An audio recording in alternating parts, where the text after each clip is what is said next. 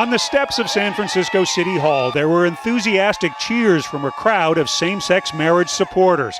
For a few minutes, it appeared that same-sex weddings in California were about to begin immediately. The judge who last week ruled that California's ban on same-sex marriage is unconstitutional had just announced he was lifting the stay he'd placed on that decision. Inside City Hall, dozens of couples were already lining up for marriage licenses. City officials were standing by to start the ceremonies. Then the rest of the judge's ruling came through. The weddings could begin again, but not until next week. The good news is the stay is lifted. The bad news is the judge has said it's lifted next Wednesday. Christine Rhodes and Kathleen Cowan had spent the morning in anticipation that this could be their wedding day.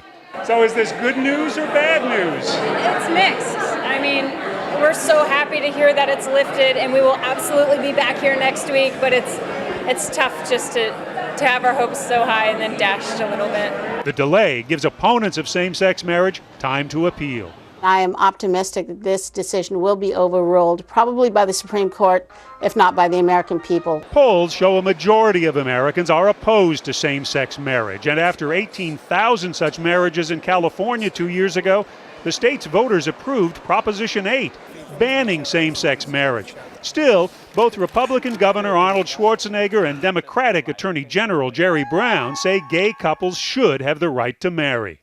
People do see this fits into the social fabric, not only with no harm, but with a lot of positive benefits. But many opponents believe just the opposite. The majority of the American people have kind of drawn a line in our sand and said this isn't true, it's not good, we don't believe in it, and we don't like it. But now here in San Francisco and across California, a lot of same-sex couples are starting to make wedding plans for the end of next week. Katie? And John, the opponents of same-sex marriage say this is far from over. What are their plans? Well, their next stop is the Ninth Circuit Court of Appeal. They'll try to get there in the days ahead.